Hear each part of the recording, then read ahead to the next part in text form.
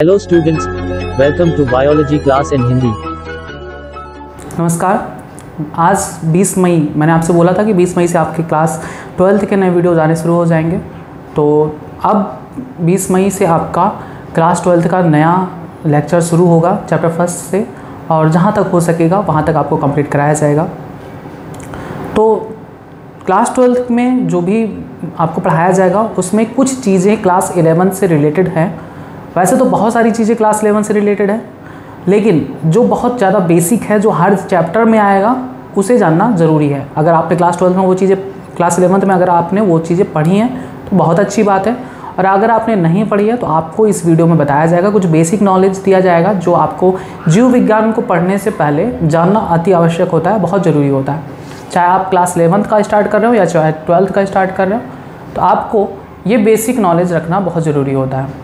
और basic knowledge में सबसे पहले मैं आपको बताता हूँ कि कोई भी जीव जो होता है वो किस चीज़ से बना होता है और उनमें सारी क्रियाएं कैसे संपन्न होती हैं। तो जैसे कोई भी मटेरियल है, जैसे अगर हम बात करें इस वाइट बोर्ड की, तो वाइट बोर्ड बना होता है लकड़ी का। अगर हम बात करें इस मार्कर की, तो मार्कर बना होता है प्लास्टिक का। कोई भी चीज़ किसी न किसी चीज़ से मिलकर बना होता है। और आपको पता है कि अगर हम ये मैटर्स को अगर हम तोड़ते जाते हैं तो अंत में हमें एक सबसे छोटा अणु मिलता है, और उसके बाद टूटने की कोई संभावना नहीं होती। अणु जो होता है वो किसी भी मैटर का सबसे छोटा पार्ट होता है, और अणुओं से ही मिलकर ये सारी चीज़ें मिलकर बनी होती हैं। बहुत सारे अणु से ही मिलकर ये बनी होती हैं। अणु को अगर हम तोड़ते हैं तो इलेक्ट्रॉन, प्रोटॉन, न्यूट्रॉन में टूटता है, उसके बाद तो कुछ नहीं होता। उसी तरीके से जैसे ये सभी प्लास्टिक के अणुओं से मिलकर बने, ये सब लकड़ी के अणुओं से मिलकर बने, वैसे हमारा शरीर किसी न किसी चीज़ से मिलकर बना होता है। तो हमारा शरीर लकड़ी और प्लास्टिक से नहीं मिलकर बना होता है, कोशिका से मिलकर बना होता है। यानी सबसे छोटी जो पार्टिकल्स है हमारे शरीर की, पार्टिकल्स ना कह के हम उसे संरचना कह सकते हैं, कि सबसे छोटी संरचना जिससे जीवों का शरीर मिलकर बना होता है वो कहलाती है कोशिका। तो बेसिक नॉलेज में आपको सबसे पहले कोशिका के बारे में बताया जाएगा, कोशिका के प्रकार बताया जाएगा, कोशिका विभाजन के बारे में बताया जाएगा। ये जो टॉपिक हैं वो क्लास 12th के chapter first, second, third, fourth, हर चैप्टर में ये आएगा। कोशिका क्या होता है, कितने प्रकार का होता है, कोशिका विभाजन क्या होता है, कैसे होता है, कितने प्रकार के कोशिका विभाजन होते हैं, ये सारी चीज़ें बार बार आएंगी। तो उम्मीद है आपसे, अगर याद है तो बहुत अच्छी बात है, नहीं याद है तो आप इस वीडियो को देख कर उसको याद करेंगे, तब आप क्लास 12th का चैप्टर फर्स्ट का फर्स्ट लेक्चर स्टार्ट करेंगे पढ़ना, जो अभी थोड़ी देर में अपलोड होगा। तो सबसे पहले हम समझेंगे कि कोशिका क्या होता है। कोशिका समस्त जीवों के शरीर की सबसे छोटी इकाई होती है।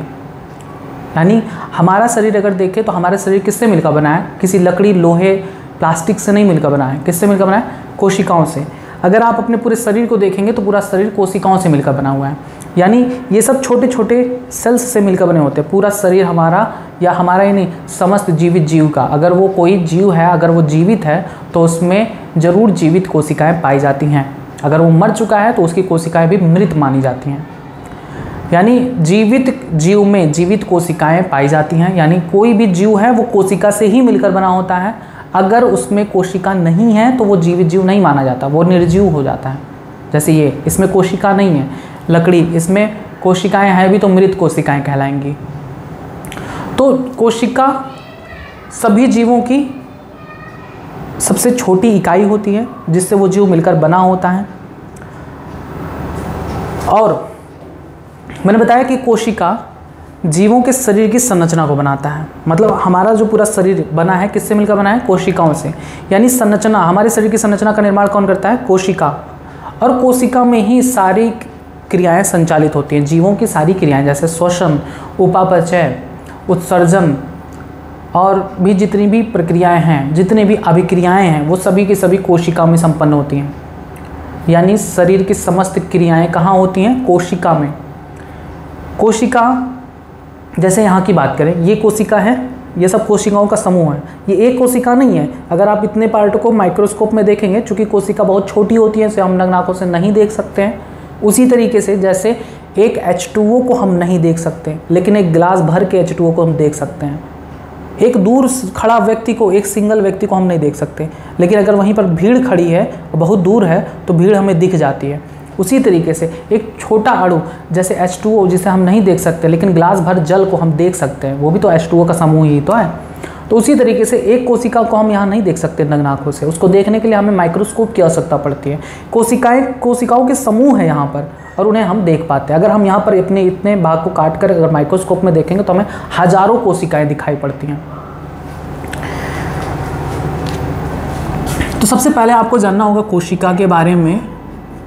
कोशिका जिसे इंग्लिश में हम सेल कहते हैं, यहाँ पर बैटरी वाला सेल नहीं है। तो अगर मैंने बताया ना कि कोशिका बहुत छोटी होती है जिसे नग्न आँखों से नहीं देखा जा सकता, उसको देखने के लिए हमें माइक्रोस्कोप की आवश्यकता पड़ती है। अगर हम अपने हाथ के इतने भाग को माइक्रोस्कोप में ऑब्जर्व करें तो माइक्रोस्कोप में हमें दिखाई देगा हमारे हाथ में बहुत सारे ऐसे छोटे छोटे ब्रैकेट की तरीके से संरचना दिखाई देगी। यही क्या होती हैं? यही कोशिकाएं होती हैं, सेल्स कहते हैं इन्हें। जब इतने भाग में हजारों कोशिकाएं हैं तो पूरे शरीर में पता नहीं कितनी कोशिकाएं होंगी, असंख्य कोशिकाएं। हमारे शरीर असंख्य कोशिकाओं से मिलकर बना होता है। यानी इतने भाग को अगर हम सिर्फ माइक्रोस्कोप में देखेंगे तो हमें 1 सेल, 2 सेल, 3 सेल, 4, 5, 6 कोशिका, 7, 8 कोशिका, 9, 10 कोशिका, इतने सारे कोशिकाओं का समूह दिखता है। यानी कोशिका हमारे शरीर की संरचना बनाती है। हाथ, पैर, नाक, कान सब किसके बने? कोशिकाओं से मिलकर बने।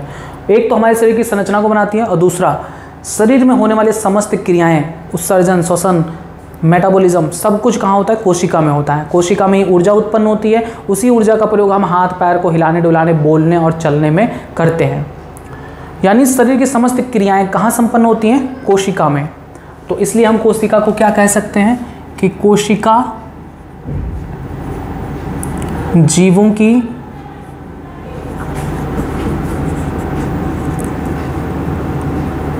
संरचनात्मक व क्रियात्मक इकाई है। यानी हम इसे कह सकते हैं इंग्लिश में कि cell is the structural and functional unit of life. Functional unit of life. Cell क्या है? Structural and functional. यहाँ पर हमें 2 शब्दों को हमेशा याद रखना है और अगर इसी 2 शब्दों को याद रख लेंगे तो कोशिका का आप डेफिनेशन दे सकते हैं कि संरचना बनाती है और दूसरा कार्य करती है। इसीलिए हम कोशिका को क्या कहते हैं? कोशिका जीवों के शरीर की संरचनात्मक व क्रियात्मक इकाई होती है। हमारे शरीर की संरचना बनाती है, हाथ पैर नाक कान गला बनाती है, सारा शरीर बनाती है। सभी जीवों का, हमारे ही नहीं, ये तो हम एक एग्जांपल दे रहे हैं, सभी जीवों के शरीर की संरचना को बनाता है और साथ में सारे जीवों में सभी क्रियाएं संपादित होती हैं कोशिकाओं में। इसलिए हम कोशिका की डेफिनेशन देते हैं, कोशिका जीवों के शरीर की संरचनात्मक और क्रियात्मक इकाई है। Cell is the structural and functional unit of life. और दूसरा, ये सबसे छोटी इकाई होती है। जीवों के शरीर की सबसे छोटी इकाई क्या होती है? तो जीवों की शरीर की सबसे छोटी इकाई कोशिका होती है। जीवों के शरीर की सबसे छोटी इकाई कोशिका होती है। ठीक है। अब कुछ बातें इसके खोज से रिलेटेड। कोशिका की खोज किसने की थी? आपको पता है, कोशिका की खोज रॉबर्ट हुक ने की थी। उन्होंने जिस कोशिका को खोजा था वो एक मृत कोशिका थी। उन्होंने बॉटल के कॉर्क पर, वाइन की जो बॉटल आती है उस पर लकड़ी का एक ढक्कन होता है, उसी ढक्कन, वो ढक्कन बनता है लकड़ी का। उस लकड़ी की कोशिका में उन्होंने जब माइक्रोस्कोप में उसे देखा तो उसमें देखा कि कोष्ठक जैसी संरचना है, ऐसी संरचना है। उसको उन्होंने कोशा नाम दिया था, सेलुला। बाद में उसी को कोशिका कहा गया। तो रॉबर्ट हुक ने सबसे पहले कोशिका की खोज की थी, लेकिन उन्होंने जिस कोशिका को देखा वो मृत था। ठीक है, वो मृत कोशिका थी। यानी जब तक पौधा जिंदा है तब तक उसकी कोशिका भी जीवित रहेगी। अब लकड़ी को काट कर ही उस कॉर्क को बनाया गया होगा, बॉटल के कॉर्क को लकड़ी से ही बनाया गया होगा। तो जब हमने पौधा काट के लकड़ी तैयार कर लिया तो पौधा तो मृत हो गया। तो जब पौधा मृत हो जाएगा तो उसकी कोशिका भी मृत हो जाएगी। तो उस कॉर्क में जो कोशिकाएं थी पौधे की वो मृत थी। तो रॉबर्ट हुक ने कोशिका की खोज की थी, सही बात है, 1665 में रॉबर्ट हुक ने कोशिका की खोज की, लेकिन वो कोशिका जिसको रॉबर्ट हुक ने देखा था वो एक मृत कोशिका थी। उसके बाद ल्यूवेन हॉक ने एंटोनी वॉन लुवेनहॉक ने सबसे पहले जीवित कोशिका की खोज की, जीवित कोशिका की खोज की, और वो जीवित कोशिका में उन्होंने खोजा जीवाणु को। तो यहाँ पर 2 क्वेश्चन बनता है, एक तो जीवित कोशिका की खोज किसने की थी, तो जीवित कोशिका की खोज लुवेनहॉक ने की थी। जीवाणु की खोज किसने की थी, लुवेनहॉक ने। बस इतना बहुत है, बाकी आप बहुत ज़्यादा डिटेल जानना चाहते हो तो क्लास 11 के चैप्टर 8, 9, 10 इन तीनों को पढ़ डालिए। तो कोशिका की खोज रॉबर्ट हुक ने की थी, लुवेनहॉक ने जीवित कोशिका की खोज की। बस इतना हो गया इनसे रिलेटेड। अब आइए टॉपिक पे आते हैं। आपने समझा कोशिका क्या होती है। कोशिका सभी जीवों के शरीर की सबसे छोटी इकाई होती है। यानी अगर हम देखें किसी भी एक जीव को, मान लो हम एक रैट को देखते हैं, तो रैट में अगर हम इसके शरीर को भी देखें, इतने भाग को माइक्रोस्कोप में देखेंगे तो यहाँ पर भी हमें ढेर सारी कोशिकाओं के समूह दिखाई देगा। यानी कोई भी जीव हो, अगर वह जीवित है, जीवित जीव है, तो उसमें जीवित कोशिकाएं पाई जाती हैं। अगर वो मर गया तो उसकी कोशिकाएं भी मृत हो जाती हैं थोड़ी देर में। तो चूहे में भी आप अगर उसके शरीर पर देखेंगे तो ढेर सारे कोशिकाओं का समूह पाया जाता है। यानी कोशिका जीवों के शरीर की सबसे छोटी इकाई है। यानी इससे छोटा कुछ भी नहीं है। इससे छोटा तो फिर आपको एटम्स, मॉलिक्यूल्स ये सब दिखाई देंगे, उसके अंदर पाया जाता है, प्रोटीन, फैट, कार्बोहाइड्रेट, वो सब नहीं। हमें ये जानना है कि सबसे छोटा आखिर क्या है हमारे शरीर में। तो सबसे छोटा कोशिका होता है, और यही कोशिका हमारे शरीर या जीवों के शरीर की संरचना को बनाती है और समस्त कार्यों को संचालित करती है। क्लियर है कोशिका क्या होती है। अब आपको बताते हैं कोशिका दिखती कैसे है।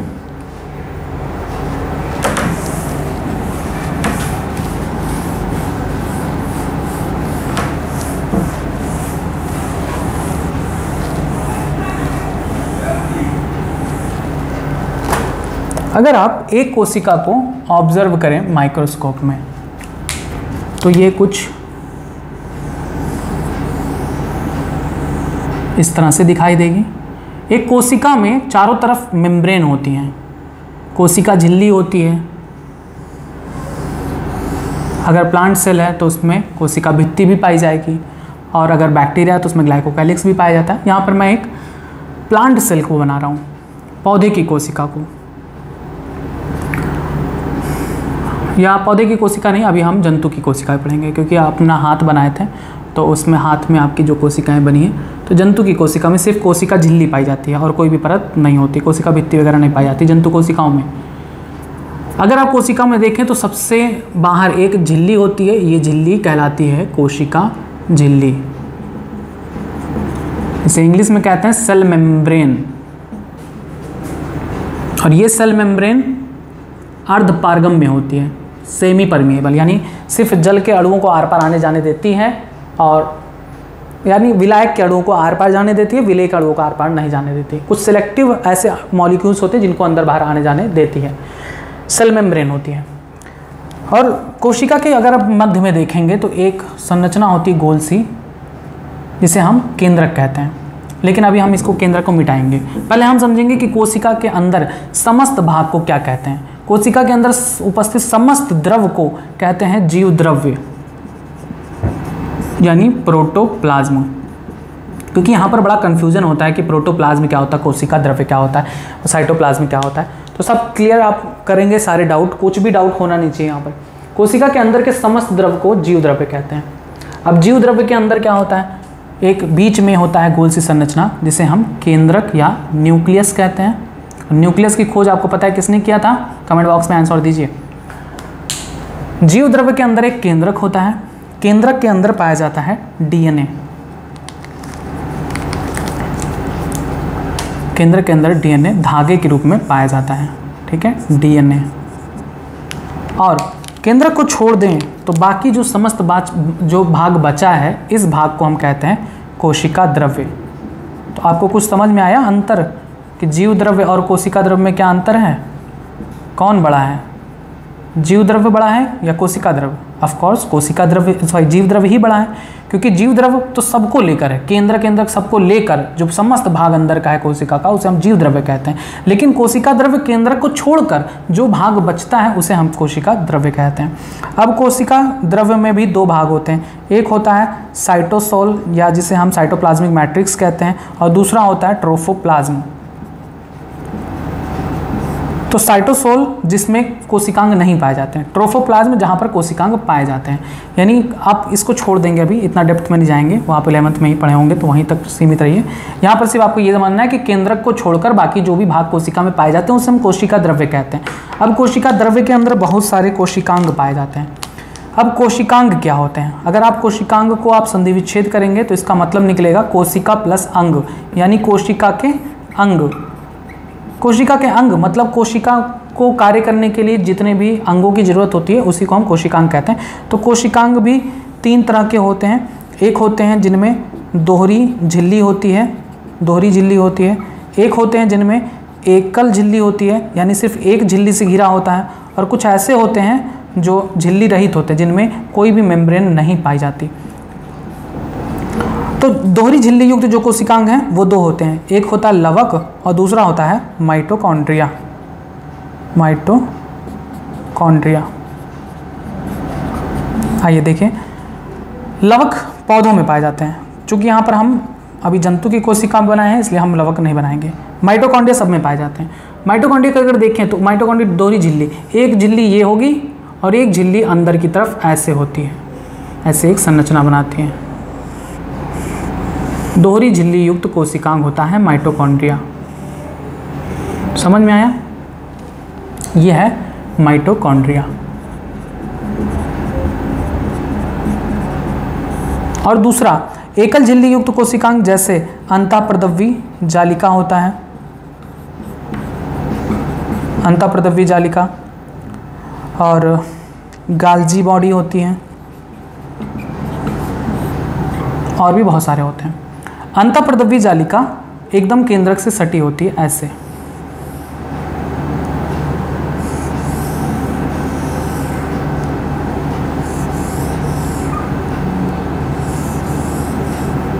ठीक है, अंतःप्रदव्वी जालिका। अंतःप्रदव्वी जालिका भी 2 होते हैं, एक खुरदुरी और एक स्मूथ या चिकनी, जिसे हम कणिकामय और अकणिकामय कहते हैं। अंतःप्रदव्वी जालिका होती है और उसके बाद गाल्जी काय होता है। ये भी एकल मेम्ब्रेन, देखिए सिर्फ एक सिंगल मेम्ब्रेन होता है इसमें, और जबकि यहाँ पर देखिए डबल मेम्ब्रेन है, एक मेम्ब्रेन ये, दूसरा मेम्ब्रेन ये। तो ये सब बातें याद रखेंगे। ये सब झिल्ली युक्त कोशिकांग है। झिल्ली रहित कोशिकांग में पाया जाता है राइबोसोम। राइबोसोम, राइबोसोम ऐसे झिल्ली रहित कोशिकांग हैं, ऐसे पाए जाते हैं। ठीक, राइबोसोम। इतनी बातें क्लियर हुई?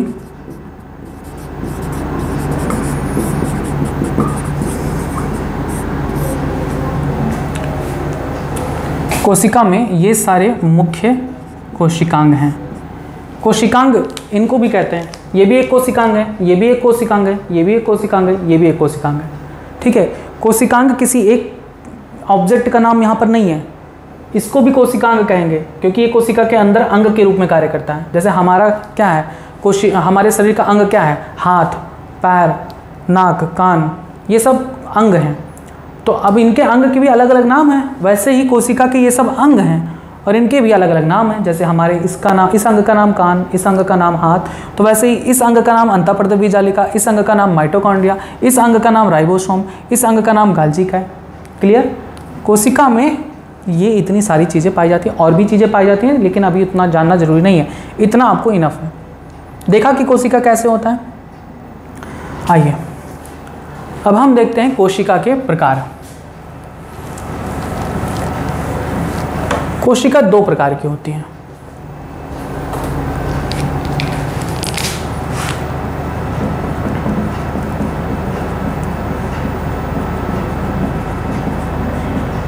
इतना आपने याद किया कि कोशिका क्या होती है। कोशिका जीवों की सबसे छोटी इकाई होती है, दूसरा कोशिका जीवों की संरचनात्मक व क्रियात्मक इकाई है, और दूसरा कोशिका के अंदर समस्त द्रव्य को जीव द्रव्य कहते हैं। और जीव द्रव्य में एक केंद्रक होता है और कोशिका द्रव्य होती है। केंद्रक को छोड़कर बाकी समस्त भाग क्या कहलाती है, कोशिका द्रव्य कहलाती है, साइटोप्लाज्म। यानी आपको अंतर पता चल गया। जीव द्रव्य के अंदर हम क्या लिख सकते हैं कि जीव द्रव्य बराबर कोशिका द्रव्य प्लस केंद्रक लिख सकते हैं ना। यानी जीव द्रव्य के अंदर तो सब है, पूरा भाग, यानी केंद्रक भी और कोशिका द्रव्य भी। लेकिन कोशिका द्रव्य क्या है, केंद्रक को छोड़कर बाकी जो भाग बचते हैं वो कोशिका द्रव्य। अंतर पता चल गया कोशिका द्रव्य जीव द्रव्य में। अब आपने देखा कि इसके अंदर कोशिकांग पाए जाते हैं, माइटोकॉन्ड्रिया, अंतःप्रद्रव्य जालिका, गाल्जी काय, राइबोसोम। अब हम देखेंगे कोशिका कुल कितने प्रकार की होती हैं। तो कोशिका सिर्फ और सिर्फ 2 प्रकार की होती हैं। कौन कौन सी? प्रोकैरियोटिक कोशिका यानी प्रोकैरियोटिक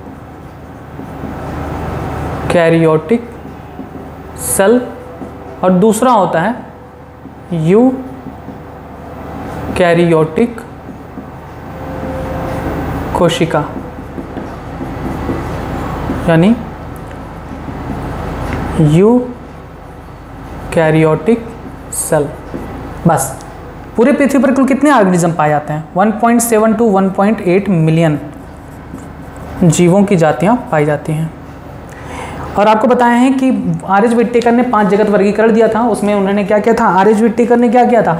1.7 to 1.8 मिलियन स्पीसीज को 5 भागों में विभाजित कर दिया। एक वो जो जिनमें सिर्फ प्रोकैरियोटिक कोशिका पाई जाती है उन्हें मोनेरा में भेज दिया, और एक वो जो जिसमें यूकैरियोटिक कोशिका और एक कोशिकीय जीव होते हैं उन्हें हम प्रोटिस्टा में रख दिए। कवक, बहुकोशिकीय यूकैरियोटिक, पौधे और जंतु 5 भागों में डिवाइड किया। इतने मिलियन स्पीसीज जीवों की जातियों की संख्या यानी इतने मिलियन जीवों के प्रकार पाए जाते हैं पृथ्वी पर, और उनको 5 भागों में डिवाइड कर दिया गया, मोनेरा, प्रोटिस्टा, कवक, पौधे और जंतु। कोशिका 2 प्रकार की होती है, प्रोकैरियोटिक और यूकैरियोटिक।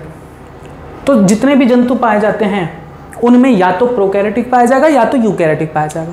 कोई एक ऐसा जीव नहीं है जिसमें दोनों कोशिका एक ही जीव में पाया जाए। अगर हम मनुष्य हैं तो हमारे अंदर यूकैरियोटिक कोशिकाएं, सब के सब यूकैरियोटिक प्रकार की कोशिकाएं, इसके बीच में कहीं पर भी प्रोकैरियोटिक कोशिका नहीं आएगा, यानी एक जीव में एक ही प्रकार की कोशिका पाई जाती है। अब हम देखेंगे कि किस प्रकार की कोशिका किस में पाई जाती है। तो प्रोकैरियोटिक कोशिका ये पाई जाती है जीवाणु में, नील हरित शैवाल में और माइकोप्लाज्मा में। अब पृथ्वी में जितने भी जीवाणु हैं, नील हरित शैवाल, माइकोप्लाज्मा, इनको छोड़ दो तो बाकी बच्चे जितने भी जंतु हैं, जितने भी कवक हैं, पौधे हैं, सब में कौन सी कोशिका पाई जाएगी? यूकैरियोटिक कोशिका। यानी सभी कवक, पौधे व जंतु में कौन सी कोशिका पाई जाएगी? यूकैरियोटिक। तो बताइए मनुष्य में कौन सी कोशिका? यूकैरियोटिक, क्योंकि मनुष्य जंतु में आते हैं। कुत्ते, बिल्ली, हाथी, इन सब में कौन सी कोशिका पाई जाएगी? यूकैरियोटिक। समस्त पौधे, आम, बरगद, पीपल, कोई भी पौधा है उसमें कौन सी कोशिका पाई जाएगी? यूकैरियोटिक। कोई भी कवक है, जो मशरूम खाते हैं वो भी कवक होता है, और जिससे दाद रोग उत्पन्न होता है वो भी कवक होता है, उसमें भी कौन सी कोशिका पाई जाती है? यूकैरियोटिक। क्लियर है सारी बातें कि पृथ्वी पर जितने भी जीवाणु हैं वो सभी प्रोकैरियोटिक कोशिका वाले होते हैं, उनमें प्रोकैरियोटिक कोशिका पाई जाती है। और जितने भी नील हरित शैवाल हैं उसमें भी प्रोकैरियोटिक कोशिका पाई जाती है, और माइकोप्लाज्मा में भी प्रोकैरियोटिक सेल पाई जाती है। तो विट्टेकर ने क्या किया कि जितने भी प्रोकैरियोटिक कोशिका वाले जीव थे सबको मोनेरा में रख दिया। यानी अगर आपसे कोई पूछे कि प्रोकैरियोटिक कोशिका वाले जीवों को किस जगत में रखा गया तो आप कहेंगे मोनेरा जगत में। और ये सभी क्या होते हैं? एक कोशिकीय होते हैं। एक कोशिकीय का मतलब होता है एक ऐसे जीव जिनका पूरा जीवन काल एक ही कोशिका में खत्म हो जाता है, ये एक कोशिकीय होते हैं। इन्हें हम नग्न आंखों से नहीं देख सकते हैं। जीवाणुओं को हम नग्न आंख से, आप कभी देखे जीवाणु को चलते हुए जाते किसी रोड पे? नहीं ना। तो जीवाणु को नग्न आंखों से नहीं देखा जा सकता। जीवाणु बहुत छोटे होते हैं, एक कोशिकीय होते हैं, और मैंने पहले भी बताया कि एक कोशिका को नग्न आंखों से नहीं देखा जा सकता। तो एक कोशिकीय होते हैं कुछ जीव, एक कोशिकीय होते हैं जिनका पूरा शरीर एक ही कोशिका से मिलकर बना होता है। कुछ जीव ऐसे होते हैं जिनमें एक से अधिक कोशिका पाई जाती है, उन्हें हम बहुकोशिकीय जीव कहते हैं। जैसे हम, आप, पेड़ पौधे जिन्हें हम आंखों से देख सकते हैं। ऐसे जीव जिसे हम आंखों से देख पा रहे हैं, नग्न आंखों से देख पा रहे हैं, उसे हम, वो क्या कहलाएगा? बहुकोशिकीय जीव कहलाएगा, क्योंकि एक कोशिका को तो हम देख ही नहीं सकते। ऑफकोर्स अगर हम उसे देख रहे हैं नेक्ड आइज से तो उसका मतलब कि उसमें एक से अधिक कोशिकाएं हैं। तो बहुकोशिकीय जीव जिसे हम आंखों से देख सकते हैं, यानी ऐसे जीव जिनमें एक से अधिक कोशिकाएं पाई जाती हैं, उन्हें हम बहुकोशिकीय जीव कहते हैं। तो समस्त प्रोकैरियोटिक और एक कोशिकीय जीव मोनेरा में आते हैं, यानी सभी जीवाणु, नील हरित शैवाल और माइकोप्लाज्मा सब मोनेरा में आते हैं। अब बचा क्या? यूकैरियोटिक कोशिका वाले जीव। तो यूकैरियोटिक कोशिका वाले जीवों को इन कैटेगरीज में डिवाइड किया गया है, प्रोटिस्टा, कवक, पौधे और जंतु में। अब यूकैरियोटिक कोशिका वाले भी कुछ ऐसे जीव होते हैं जो एक ही कोशिका में अपना सारा जीवन व्यतीत करते हैं, उन्हें हम एक कोशिकीय जीव कहते हैं, लेकिन वो भी यूकैरियोटिक हैं तो इनको अलग कैटेगरी में रख दिया गया। देखिए प्रोटिस्टा भी एक कोशिकीय हैं तो इनको अलग किया गया क्योंकि प्रोकैरियोटिक कोशिका वाले हैं। कुछ ऐसे जीव हैं जो यूकैरियोटिक कोशिका पाई जाती है, उनमें सिर्फ एक ही कोशिका पाई जाती है, तब हम उसे प्रोटिस्टा में रखते हैं, यानी एक कोशिकीय और यूकैरियोटिक जीव हैं तो उसे हम कहाँ रख देंगे, प्रोटिस्टा में। कवक क्या है, कवक में एक से अधिक कोशिकाएं पाई जाती हैं, इसलिए हम इसे क्या कहेंगे, बहुकोशिकीय। पौधे क्या होते हैं, बहुकोशिकीय। जंतु क्या होते हैं, बहुकोशिकीय। लेकिन अब इनमें भी अंतर होता है। कवक में अगर आप देखें तो बहुत सारे अंतर है, जैसे अपने भोजन को ये अवशोषण करके खाते हैं, मतलब सीधे जैसे कोई फॉर्म है वो पानी को सोख लेता है, वैसे ये भोजन को सोख लेते हैं। पौधे अपना भोजन स्वयं बनाते हैं, स्वपोषी होते हैं, ये परपोषी होते हैं, ये भी एक अंतर है। जंतु भी परपोषी होता है, ठीक है, अपने भोजन के लिए पौधे पर डिपेंड होता है या अन्य जंतुओं पर डिपेंड होता है। कवक क्या होते हैं, कवक की कोशिका भित्ति काइटिन की बनी होती है, पौधे की कोशिका भित्ति सेलुलोज की बनी होती है और जंतु में कोशिका भित्ति पाई ही नहीं जाती। तो ये सब अंतर है, इसके वजह से इसको 5 भागों में विभाजित किया गया। सभी जीवों को, पृथ्वी पर पाए जाने वाले सभी जीवों को 5 भागों में विभाजित किया गया। अब आपसे क्वेश्चन ये है कि पृथ्वी पर पाए जाने वाले समस्त प्रोकैरियोटिक कोशिका वाले जीवों को किस जगत में रखा गया है। ठीक, आंसर आप कमेंट बॉक्स में जल्दी दीजिए। दूसरा क्वेश्चन कि समस्त यूकैरियोटिक और एक कोशिकीय जीवों को किस जगत में रखा गया है। अब देखिए, समस्त यूकैरियोटिक और एक कोशिकीय जीव प्रोटिस्टा में आते हैं। इनमें आता है अमीबा, पैरामीशियम, ये सभी क्या है, एक कोशिकीय वाले जीव हैं।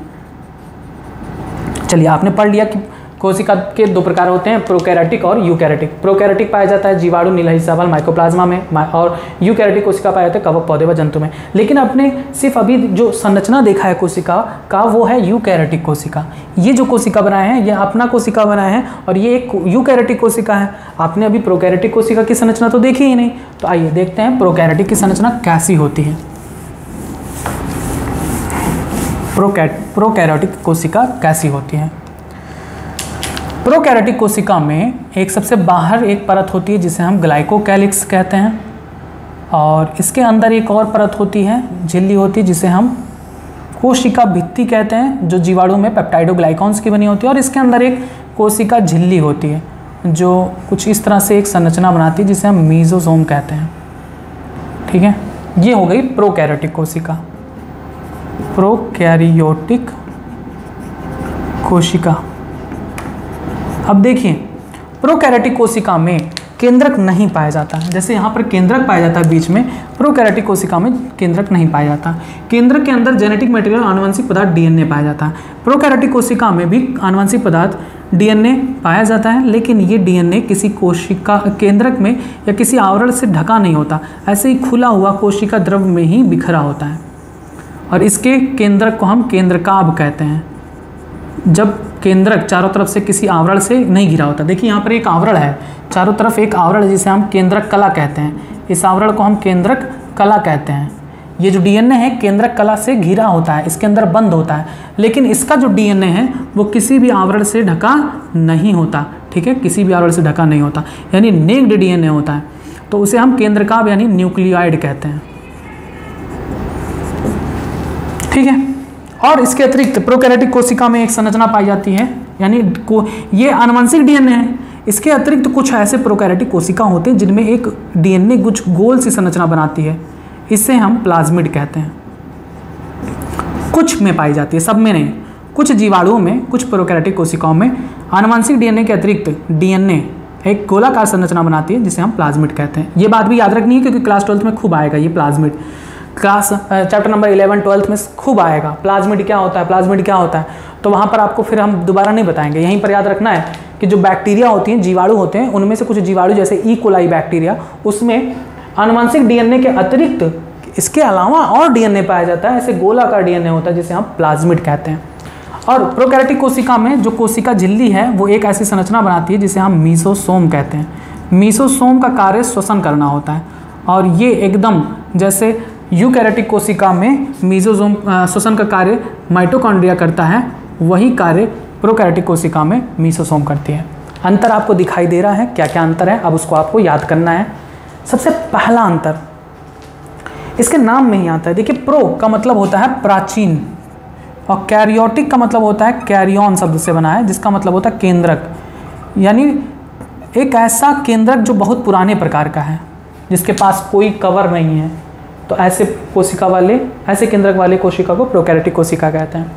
अंतर देखिए, ये यूकैरियोटिक कोशिका है, ये प्रोकैरियोटिक कोशिका है। सबसे पहला अंतर क्या दिख रहा है कि यूकैरियोटिक कोशिका में झिल्ली युक्त कोशिकांग पाए जाते हैं, यानी इनके पास झिल्ली है, इनके पास झिल्ली है, इनके पास भी झिल्ली है। ये सब कोशिकांग यहाँ पाए जा रहे हैं? नहीं पाए जा रहे हैं।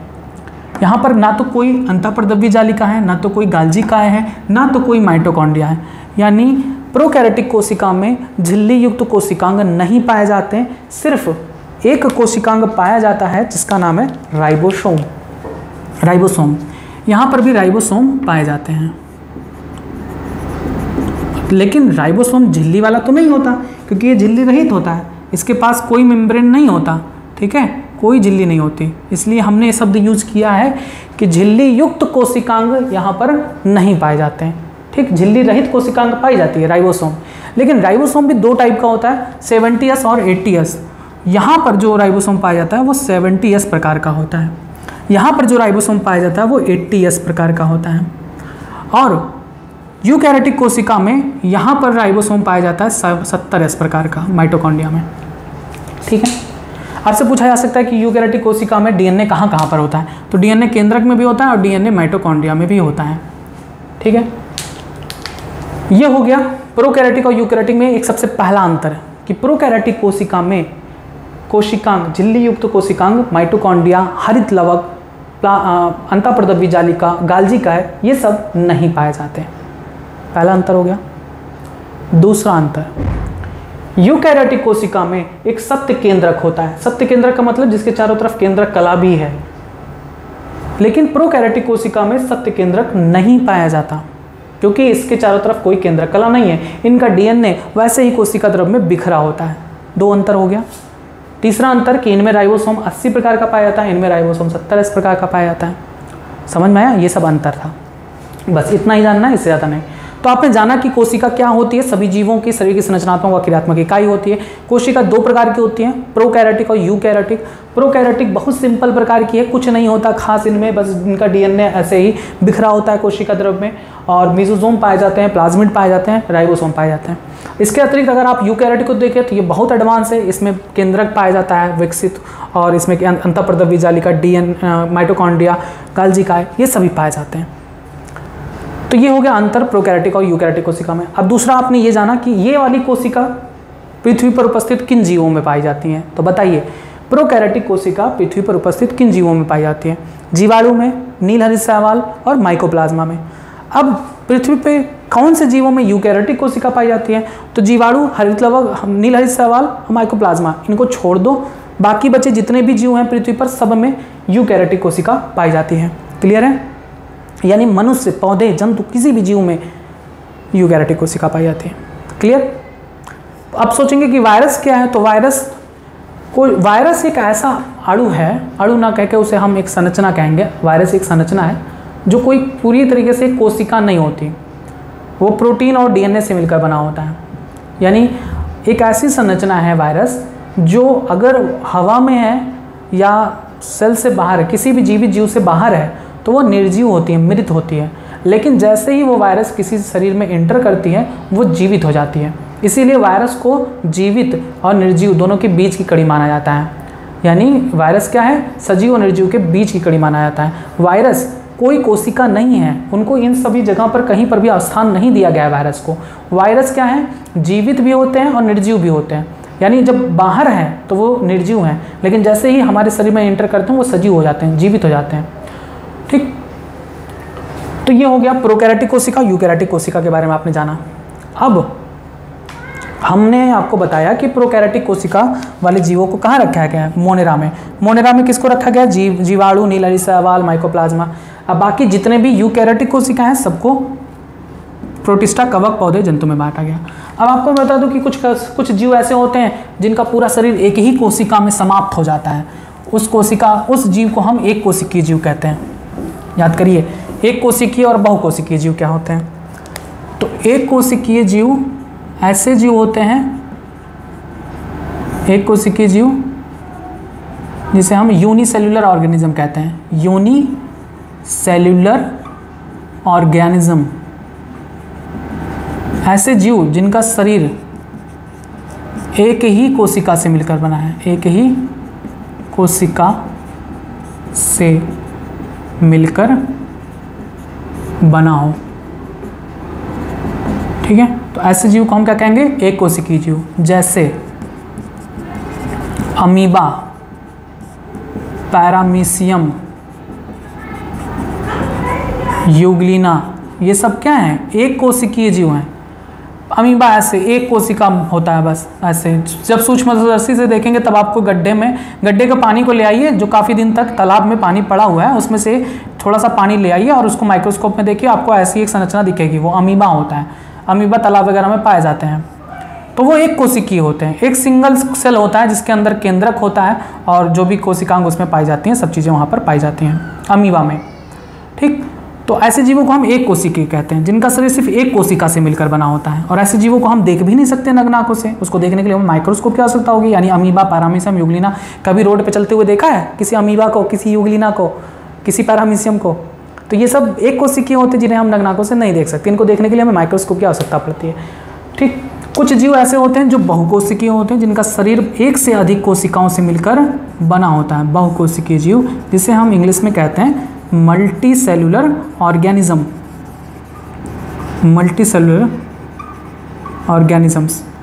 तो कुछ ऐसे जीव होते हैं जिनका शरीर एक से अधिक कोशिका से मिलकर बना होता है। ठीक है, अब वो कौन से जीव होते हैं? तो सभी कवक, पौधे, जंतु, ये सभी बहुकोशिकीय होते हैं, एक से अधिक कोशिकाओं से मिलकर बने होते हैं। बस ये हो गया, आपने जाना एक कोशिकीय और बहुकोशिकीय जीवों के बारे में। अब आते हैं आपने प्रोकैरियोटिक कोशिका को पूरा पढ़ लिया। अब हम देखेंगे यूकैरियोटिक कोशिका। यूकैरियोटिक कोशिका भी दो प्रकार की होती है, होती तो वैसे कई प्रकार की, लेकिन मुख्य रूप से आपको यूकैरियोटिक कोशिकाओं में भी अंतर देखने को मिलेगा। जैसे यूकैरियोटिक कोशिका जंतु में अलग होती है, पौधे में अलग होती है। बहुत सारी सिमिलरिटीज़ भी हैं, यानी ये नहीं कह सकते कि यूकैरियोटिक कोशिका का कोई प्रकार होता है, ये नहीं कह सकते, गलत है।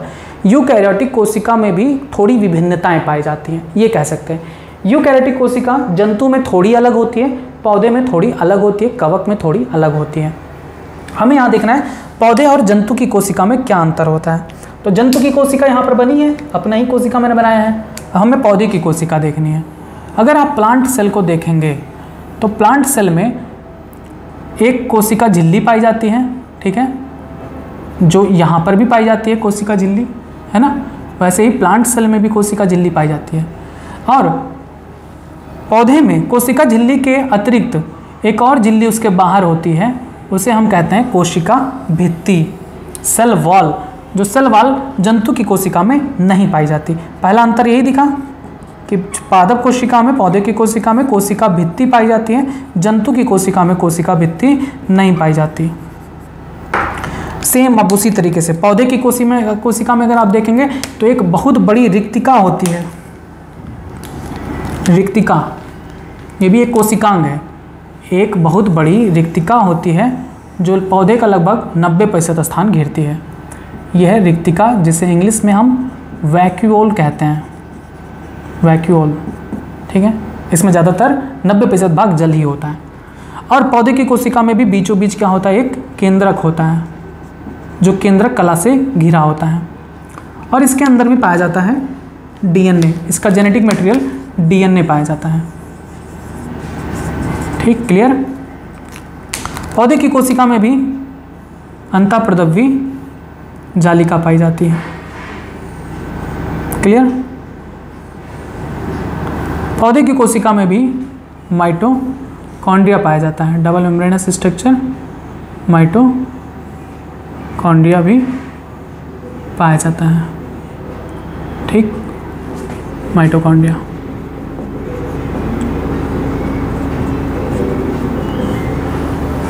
पौधे की कोशिका में गाल्जी काय भी पाया जाता है, जो यहाँ पर आप देखें जंतु कोशिका में भी पाया जाता है ना। अब पौधे की कोशिका में कुछ चीज़ें और पाई जाती है जो जंतु की कोशिका में नहीं पाई जाती। पौधे की कोशिका में पाया जाता है हरित लवक, जिसके माध्यम से वो अपना भोजन बनाते हैं, क्लोरोप्लास्ट। तो ये कुछ अंतर हैं पौधे की कोशिका और जंतु की कोशिका में। हालांकि दोनों की दोनों कोशिकाएं यूकैरियोटिक प्रकार ही हैं, लेकिन कुछ चीज़ें ऐसी हैं जो जंतु की कोशिका में नहीं पाई जाती, पौधे की कोशिका में पाई जाती हैं। ठीक, यह है हरित लवक, क्लोरोप्लास्ट, और इसी के माध्यम से पौधे अपना भोजन बनाते हैं। बस अब हमें अंतर देखना है कि पौधे की कोशिका में और जंतु की कोशिका में क्या अंतर होता है। तो पहला अंतर ये दिखता है कि जंतु की कोशिका में कोशिका भित्ति नहीं पाई जाती, सेलवाल नहीं पाई जाती। ठीक है, यहाँ पर सिर्फ एक ही स्तर है जिसे हम कोशिका झिल्ली कहते हैं। दूसरा अंतर कि पौधे की कोशिका में एक बड़ी रिक्तिका होती है जो जंतु की कोशिका में नहीं पाई जाती। तीसरा अंतर, पौधे की कोशिका में हरित लवक पाया जाता है जिससे अपना भोजन बनाते हैं प्रकाश संश्लेषण की क्रिया करके। हरित लवक जंतु की कोशिका में नहीं पाए जाते, इसलिए हम लोग अपना भोजन नहीं बना सकते। हम लोग पूरी तरीके से पौधे या किसी अन्य जंतु पर भोजन के लिए निर्भर होते हैं। लेकिन पौधे अपने भोजन के लिए किसी पर निर्भर नहीं होते हैं, वो भोजन अपना सूर्य के प्रकाश की उपस्थिति में हरित लवक के अंदर बना लेते हैं। ये सब अंतर था पौधे की कोशिका और जंतु की कोशिका में। ठीक, बस इतना आपने जाना कोशिका और कोशिका के प्रकार के बारे में, ये सब बहुत इंपॉर्टेंट है।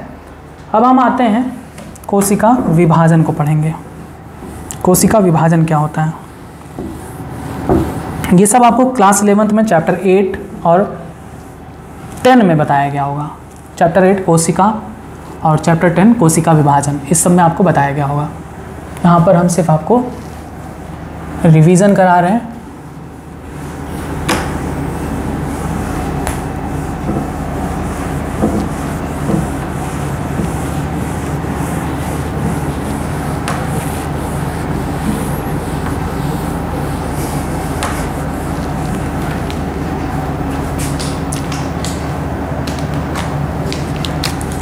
कोशिका पढ़ लिया, कोशिका के प्रकार भी पढ़ लिया आपने। अब आप पढ़ेंगे कोशिका विभाजन, यानी सेल डिवीज़न किसे कहते हैं, सेल डिवीज़न। कोशिका विभाजन का मतलब होता है एक कोशिका विभाजित होकर दो कोशिका बना ले। हम, आप या सभी जीव एक ऐसी कोशिका से निर्मित होते हैं, एक ऐसी कोशिका से विकसित होते हैं जिसे हम खुद भी नहीं देख सकते। हम सब एक सिंगल सेल से बनते हैं, उस एक सिंगल सेल को हम युग्मनज या जाइगोट कहते हैं। आपको पता है कि जनन की प्रक्रिया के कारण ही संतान उत्पन्न होता है, और लैंगिक जनन करने वाले प्राणियों में दो विपरीत जनों की आवश्यकता होती है, नर और मादा। नर में बनता है नर युग्मक, मादा में बनता है मादा युग्मक। During the sexual intercourse male gamete fuse to female gamete and form a diploid structure called zygote और युग्मनज। इसे हम जब नर युग्मक और मादा युग्मक आपस में मिलते हैं तब उससे बनता है एक द्विगुणित संरचना युग्मनज या जाइगोट, जो कि एक सिंगल सेल होता है, और उसी सिंगल सेल से हम लोग बनते हैं। सारे जीव एक कोशिका से मिलकर बनता है, एक कोशिका से विकसित होता है। अब वो एक कोशिका में क्या होता है कि हम लोग दिखने लगते हैं, तो वो कोशिका विभाजित होती है।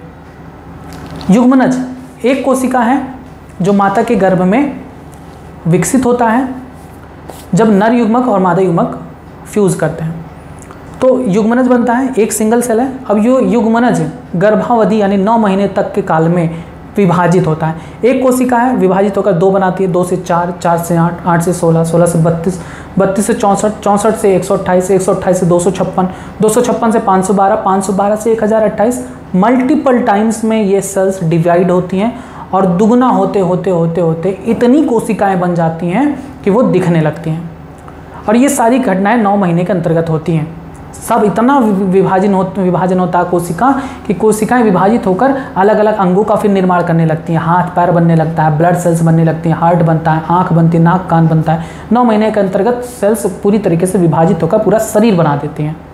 और फिर संतान उत्पन्न होता है गर्भावधि के बाद संतान उत्पन्न होता है, फिर वो वृद्धि करता है। वृद्धि के दौरान भी उसकी शरीर की समस्त कोशिकाएं विभाजन करती हैं, विभाजन करके और वो छोटा सा रहता है, फिर धीरे धीरे बड़ा होता है, बड़ा होते होते इतना बड़ा होता है और फिर वयस्क अवस्था तक कंप्लीट हो जाता है जितनी उसकी वृद्धि होनी होती है। और एक समय ऐसा आता है कि फिर उसके बाद वृद्धि रुक जाती है, क्योंकि मनुष्यों में वृद्धि एक समय तक ही होती है। लेकिन ऐसा नहीं कि कोशिका विभाजन की क्षमता खत्म हो जाती है, नहीं, कुछ जगह पर कुछ कोशिकाएं विशिष्ट होती हैं जहां पर कोशिका विभाजन की क्षमता मनुष्य में होती है। जैसे हमारी स्किन सेल्स, त्वचा की कोशिकाओं में विभाजन की क्षमता होती है। अगर यहाँ पर कट भी जाता है कहीं पर तो आपने देखा होगा कुछ दिन बाद नया चमड़ा बन जाता है। तो चमड़ा क्या है? कोशिकाओं का समूह ही है। तो वहाँ जब कहीं पर कट लगता है तो जो कोशिकाएं नष्ट हो गई हैं कट कर, वो हट जाती हैं और उनके अगल बगल जो कोशिका होती हैं वो विभाजन करके उस कटी हुई कोशिका के स्थान पर नई कोशिका ला देती हैं, जिससे वो स्थान भर जाता है। समझ में आया कि हम सब एक सिंगल सेल से बने होते हैं जिसे हम खुद भी नहीं देख सकते, वो युग्मनज या जाइगोट कहलाता है। ये सब बातें आपको आगे बताई जाएंगी क्लास 12 के first chapter, second chapter, third chapter में। तो एक कोशिका में ऐसा क्या होता है कि हम दिखने लगते हैं? तो एक कोशिका में विभाजन होता है। एक कोशिका विभाजित होकर 2, 3, 4 से 8, 8 से 16 ऐसे कोशिकाएं बनाती हैं मल्टीपल टाइम्स में। उसी को कहते हैं कोशिका विभाजन। यानी एक कोशिका का विभाजन होकर 2 नई कोशिकाओं का बनना कोशिका विभाजन कहलाता है। अब कोशिका विभाजन भी 2 प्रकार की होती है। कोशिका विभाजन 2 प्रकार की होती हैं। कौन कौन सी होती हैं? पहला, समसूत्री विभाजन, जिसे हम इंग्लिश में माइटोसिस या इसे माइटोटिक डिवीजन कहते हैं। दूसरा होता है अर्धसूत्री विभाजन, यानी इसे हम कहते हैं मियोसिस और मियोटिक डिवीजन। ठीक है, कहीं कहीं पर मियोसिस लिखा होता है, कहीं कहीं पर मियोटिक लिखा होता है। आपने अभी पढ़ा, हम अपने मनुष्य की कोशिका के बारे में बात करेंगे। मनुष्य की कोशिका, आपने पढ़ा कि मनुष्य की कोशिका में बीच में केंद्रक होता है। ठीक है, सभी के कोशिकाओं में बीच में केंद्रक होता है और इसमें होता है डीएनए। लेकिन ये DNA at the time of cell division, कोशिका विभाजन के समय ये जो डीएनए धागे के रूप में होती है वो एक कंडेंस होकर एक संरचना बनाती है जिसे हम क्रोमोसोम कहते हैं, गुणसूत्र कहते हैं। तो डीएनए से बनता है गुणसूत्र, ऐसी एक्स शेप स्ट्रक्चर बनता है जिसे हम गुणसूत्र कहते हैं। ये एक गुणसूत्र, ये दूसरा, ये तीसरा गुणसूत्र। तो ऐसे गुणसूत्र बनता है। ये क्या है? एक गुणसूत्र है, जिसे हम इंग्लिश में क्रोमोसोम कहते हैं। तो क्रोमोसोम कहाँ पाए जाते हैं? क्रोमोसोम पाए जाते हैं केंद्रक के अंदर। क्रोमोसोम कहाँ होते हैं? केंद्रक के अंदर। क्रोमोसोम किससे मिलकर बना होता है? डीएनए से मिलकर बना होता है। ठीक है, क्रोमोसोम डीएनए और प्रोटीन से मिलकर बना होता है, लेकिन अभी आप डीएनए ही याद करेंगे। कोशिका केंद्रक के गुणसूत्र किससे मिलकर बना होता है? डीएनए से। और मनुष्य में गुणसूत्रों की संख्या कितनी होती है? मनुष्य में गुणसूत्रों की संख्या होती है 46। ठीक है, 46 46 टोटल गुणसूत्र होते हैं और ये सभी गुणसूत्र पेयर में होते हैं। जैसे एक गुणसूत्र ये है और एक गुणसूत्र ये है, तो दोनों पेयर में हमेशा साथ में जुड़े रहते हैं। जुड़े का मतलब होता है पास पास रहते हैं, मतलब कह सकते हैं कपल्स हैं। ये भैया हैं और ये कह सकते हैं उनकी गर्लफ्रेंड है, तो ये साथ में रहते हैं, तो पेयर में रहते हैं। इसलिए हम इसे क्या कहते हैं? 23 पेयर, यानी जोड़ी, 23 जोड़ी। मनुष्य में गुणसूत्रों की संख्या टोटल कितनी होती है? 46। अगर इसी को जोड़ी में कर ले तो 23 नहीं हो जाएगा? 23 जोड़ी। 23 जोड़ी का मतलब 23 का दुगुना 46, यानी जोड़ी में कहेंगे तो 23 और टोटल कहेंगे तो 46। कितने गुणसूत्र होते हैं? मनुष्य में 46 गुणसूत्र होते हैं। अब कोशिका विभाजन को देखेंगे। एक कोशिका है, आपने पढ़ा एक कोशिका है और उसमें गुणसूत्रों की संख्या 46 है। ठीक है, जब किसी कोशिका में समसूत्री विभाजन होता है, जब किसी कोशिका में समसूत्री विभाजन होता है तो होता क्या है? पहले कोशिका का जो क्रोमोसोम है वो डबल हो जाता है और उसका केंद्रक विभाजित होता है। इसमें भी 46 और इसमें भी 46। फिर बीच से केंद्रक विभाजित होता है और केंद्रक विभाजित होता है, फिर क्या होगा कि इसमें पहले केंद्रक विभाजित होगा और गुणसूत्रों की संख्या अलग हो जाएगी। फिर कोशिका द्रव्य विभाजित होता है और इससे पूरा कोशिका अलग हो जाता है, यानी एक कोशिका ये बनी और एक कोशिका ये बनी। ठीक है। ये कहलाता है समसूत्री विभाजन। सम का मतलब होता है समान। अभी किस चीज़ का समान? तो एक कोशिका जब विभाजित होकर दो नई कोशिका बनाती हैं, तो जो दो नई बनी कोशिकाएं हैं उनमें गुणसूत्रों की संख्या जब अपने मात्र कोशिका में उपस्थित गुणसूत्रों की संख्या के बराबर हो, तब इसे हम समसूत्री विभाजन कहते हैं। क्लियर? देखिए, विभाजन तो विभाजन है, एक कोशिका विभाजित होकर दो कोशिका बना ले, लेकिन विभाजन में अब ये क्या है, समसूत्री और अर्धसूत्री, यही समझना है। विभाजन का मतलब तो यही होता है कि एक कोशिका विभाजित होकर दो कोशिका बना ले, लेकिन अब ये दो प्रकार के क्या हैं, तो इसी को समझना है कि समसूत्री क्या है और अर्धसूत्री क्या है।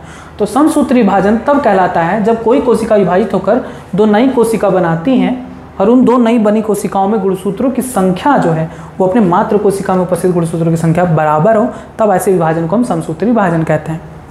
अब देखिए, ये जो कोशिका होती है जो विभाजित होती है उसे हम मात्र कोशिका कहते हैं, यानी इसे हम मदर सेल कहते हैं। ये सब आपको बातें याद होनी चाहिए। और जो दो नई बनी कोशिकाएं हैं उन्हें हम पुत्री कोशिका कहते हैं। पुत्री कोशिका यानी डॉटर सेल कहते हैं, डॉटर सेल। ठीक है, ये हो गया।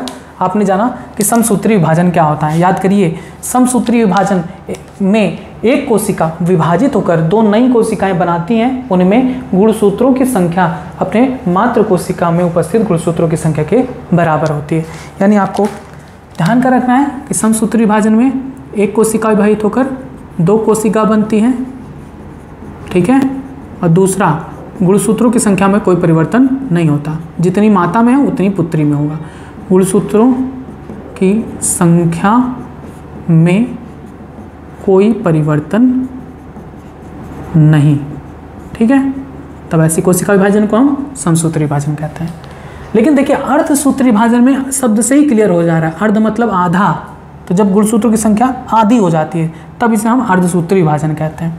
और अर्धसूत्री विभाजन दो बार होता है।